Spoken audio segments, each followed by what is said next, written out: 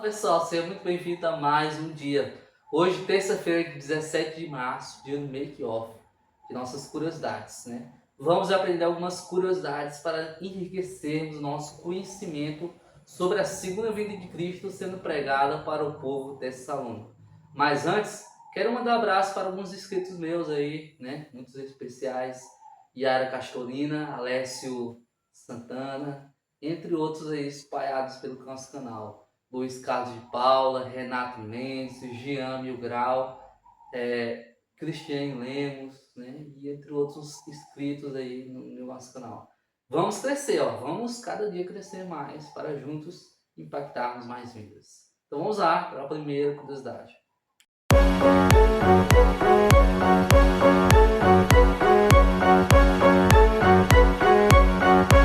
Aprender porque Paulo tinha a aptidão por Tessalonicenses, né? Paulo se sentia responsável pelas igrejas que eram estabelecidas nas cidades por onde ele havia estado, né?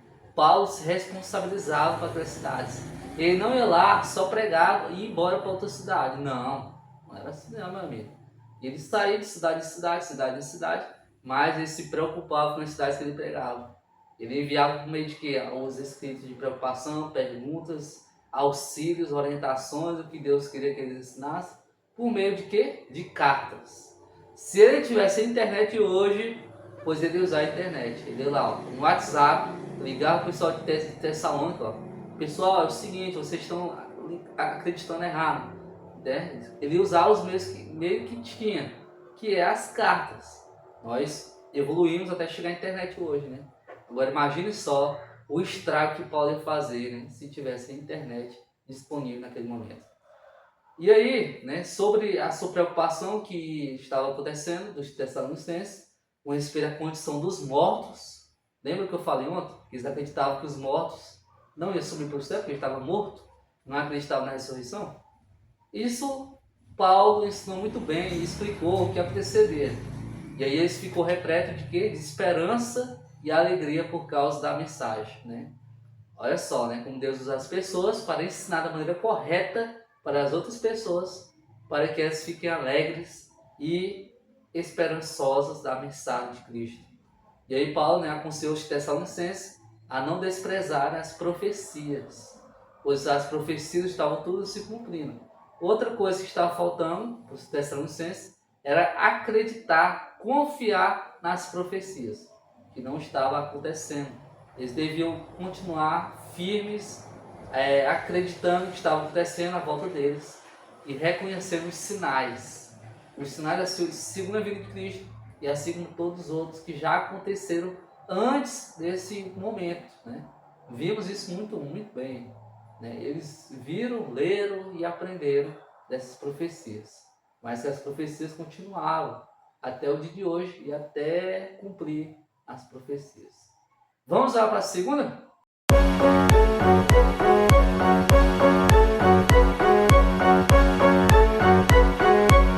Vamos falar sobre uns conhecimentos aí de extras, né? Posso dizer assim. Entre elas, as trombetas e arcanjos. O que realmente significa essas palavras? Que vemos no texto-chave, né? Vemos que os anjos ressoaram as trombetas, né? O que as trombetas estavam relacionando, né? O que realmente significava no Antigo Testamento. Se relacionava com importantes intervenções divinas, ou seja, é uma ação, uma intervenção divina de Deus. Essa era a trombeta. E também era usada também para reunir o povo de Deus. Você vê isso quando as muralhas de Jericó caem. O que era usado nos instrumentos? Eram as trombetas. As trombetas que eram usadas pelos sacerdotes para demonstrar a intervenção divina. Não eram os seres humanos que estavam agindo. Porque imagina só, como é que uma simples ressoada de trombeta, durante 7 dias e marchando por cima, iria destruir as muralhas mais poderosas que o mundo já viu, que eram as muralhas de Jericó. Como? Isso não foi de Deus. Ou seja, trombeta, intervenção divina. O arcanjo quer dizer o líder dos anjos. Essa expressão normalmente é usada no singular e se refere a Miguel, que é identificado na Bíblia com Jesus.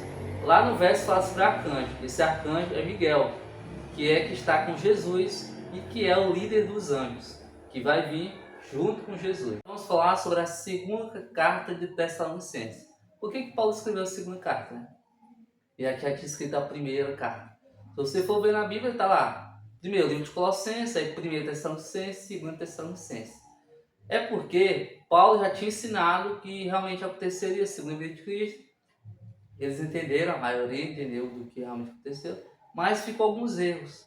E esses alguns erros foram corrigidos por Paulo através da segunda carta aos Tessalonicenses, para responder alguns equívocos que o povo, os recém-convertidos, gentios, estavam fazendo de errado.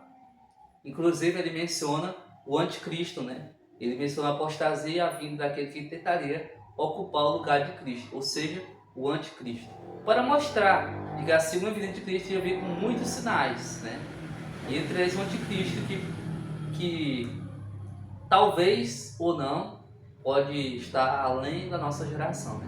Pode estar na nossa geração, mas também não pode estar na nossa geração. É tudo uma questão que vamos ver no futuro, né? E realmente vai ser o anticristo. Então essas são algumas curiosidades muito importantes sobre os Tessalonicenses e sobre a missão de Paulo para a igreja. Vamos orar? Muito obrigado, Senhor, por usar como instrumento Paulo como um grande missionário. Que venhamos ser nós também no nosso dia de hoje. Em nome do Senhor Jesus. Amém.